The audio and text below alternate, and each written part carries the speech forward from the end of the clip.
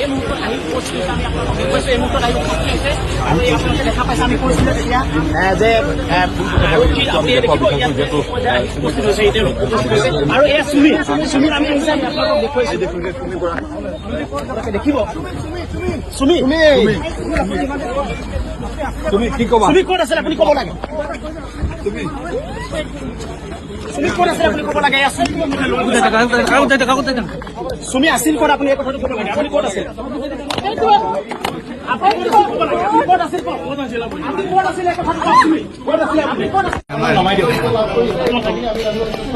STF team ने ये दो जन को, सुमी और राखी को डिटेन करके डिब्रूगढ़ पीएस केस 5224 में हम लोग को अभी आपके सामने ही हैंड ओवर कर दिया।